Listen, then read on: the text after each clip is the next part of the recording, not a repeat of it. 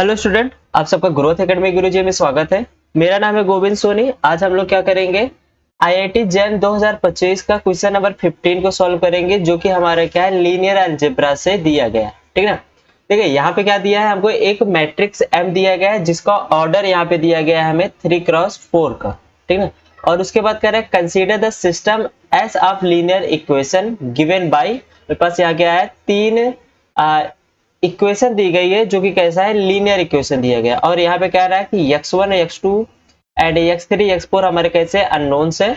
और यहाँ से पूछ रहा है कि then which one of the following is true. चार ऑप्शन दिया गया। यहाँ पे हमसे रैंक ऑफ m के बारे में एंड सिस्टम ऑफ s के पास पूछ रहा है कि इसके पास सॉल्यूशंस मिलेंगे या नहीं मिलेंगे। ठीक है ना। रैंक एंड सॉल्यूशंस के बारे में डिस्कस करना है। ठीक है। तो यहाँ पे हम लोग क्या करेंगे, सबसे पहले यहाँ पे देखते हैं कि सॉल्यूशंस जो मिलेगा वो किस टाइप का मिलेगा। पहले सॉल्यूशंस के बारे में डिस्कस कर लेते हैं कि जो सॉल्यूशंस मिलेगा वो कैसे पता चलेगा कि हमको सॉल्यूशंस मिल रहा है। तो इसके लिए यहाँ पर एक रूल होता है कि rank of A augmented matrix of B is equal to rank of ए।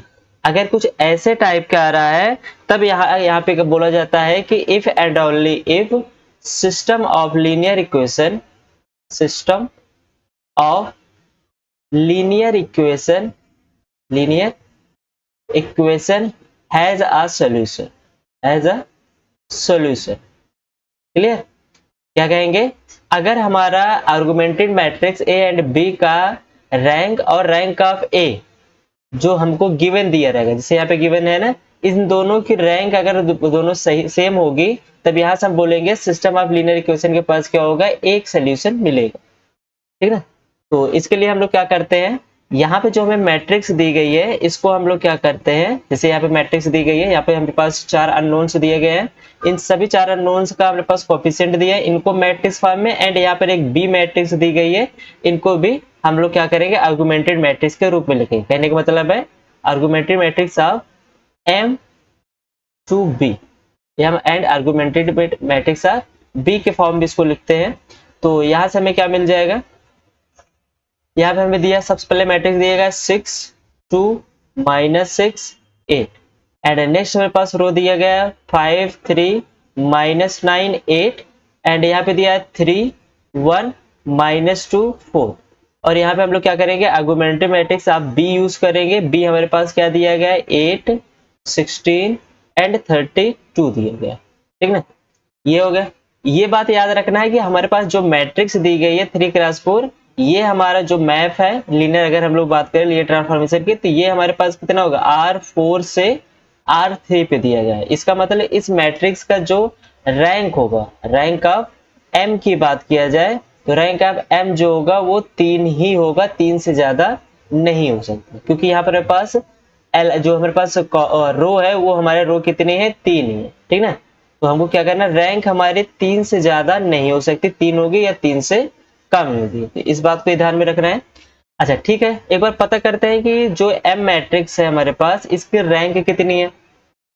इसकी रैंक पता करने के लिए हम लोग क्या करेंगे, यहाँ पे सबसे पहले जो यहाँ पे हमें मैट्रिक्स दिए गए 3x4 का, इसका first second and third column को हम लोग लेते हैं। यहाँ से क्या करते हैं, इसका हम लोग क्या करते हैं, first second and third column को लेते हैं। 6 2 -6 5 3 -9 3 1 -2। इसको क्यों ले रहे हैं हम लोग, इसको इसलिए ले रहे हैं ताकि हम लोग यहाँ से इसको पता कर पाए कि इसका डिटरमिनेंट जो आ रहा है वो नॉन जीरो आ रहा है कि नहीं। अगर नॉन जीरो आएगा तो इसका मतलब इस मैट्रिक्स का जो रैंक होगी वो 3 हो सकती है। अगर नॉन जीरो नहीं आएगा, मतलब जीरो आएगा, तो इसका मतलब इस मैट्रिक्स की जो रैंक होगी वो 0 हो सकती है, सॉरी रैंक जो होगी 3 हो सकती है या 3 से कम हो सकती है। ठीक है, क्योंकि हमारे पास एक कॉलम अभी और बचेगा। तो सबसे पहले इसको करते हैं हम लोग यहाँ पे चेक। तो यहाँ से हम लोग क्या करेंगे, इसका डिटरमिनेंट करेंगे 6, यहाँ से क्या हो जाएगा -6 + 9, और -2 को करेंगे तो यहाँ से हमें क्या मिल जाएगा, -10 + 27 एंड -6 करेंगे तो यहाँ से क्या मिल जाएगा हमें 5 -9। तो यहाँ से वैल्यू हमें क्या मिल जाएगी, 6 × 3, और यहाँ से वैल्यू मिल जाएगी -2 × 17 एंड यहाँ से -6 × -4। इसको सॉल्व करते हैं तो यहाँ से वैल्यू हमें क्या मिल जाएगी, 18 माइनस तो 34 एंड यहाँ से प्लस कितना हो जाएगा, 24। यहाँ से अगर हम लोग इसको सब्ट्रैक्ट करें तो 18 34 प्लस 24 करेंगे तो यहाँ से हमें मिल जाएगी -10 और यहाँ से वैल्यू हमारी क्या हो जाएगी, ये 18 आ जाएगी, मतलब सॉरी 8 आ जाएगी। तो यहाँ से ये वैल्यू जो है हमारा 0 के इक्वल नहीं हो रहा, 0 के इक्वल नहीं हो रहा है। इसका मतलब जो हम तीन यहाँ पे लिए हैं कॉलम्स, ये तीनों कॉलम्स आपस में कैसे हैं, एलाई है। अगर ये तीनों कॉलम्स आपस में एलाई है तो इसका मतलब रैंक ऑफ एम जो होगी वो हमारी क्या हो सकती है, 3 ही होगी। रैंक ऑफ एम हमारी क्या होगी, 3 ही होगी, 3 से कम नहीं हो सकती, क्योंकि यहाँ पर हमारे पास तीनों के तीनों जो कॉलम है ये हमारे आपस में कैसे हैं, एलाई है, ठीक है ना। तो इसका मतलब हमारे पास जो रैंक एम है इसकी रैंक कितनी हो गई, 3 हो गई।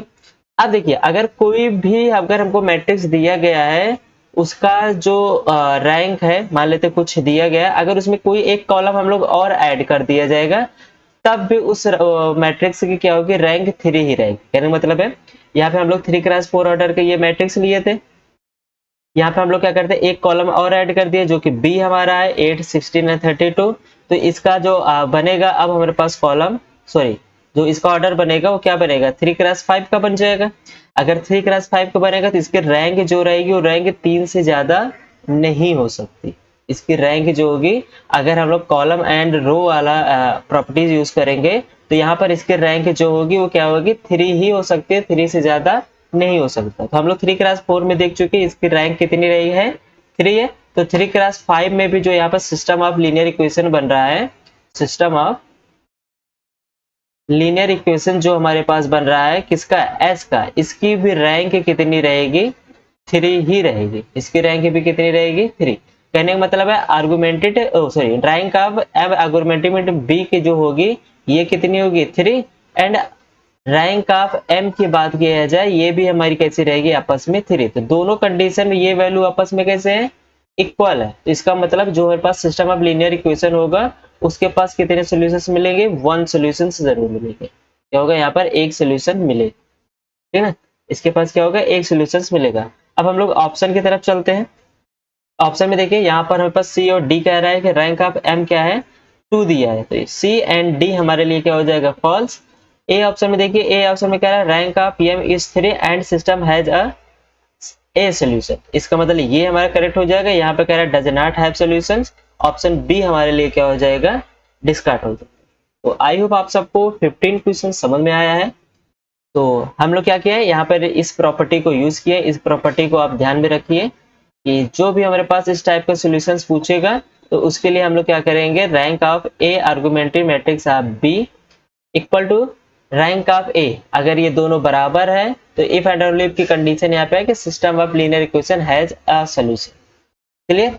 तो ऑप्शन में लिए एक करेक्ट हो जाएगा। आई होप आप सबको ये क्वेश्चन समझ में आया है। तो मिलते हैं नेक्स्ट क्वेश्चन के साथ, तब तक के लिए बाय बाय।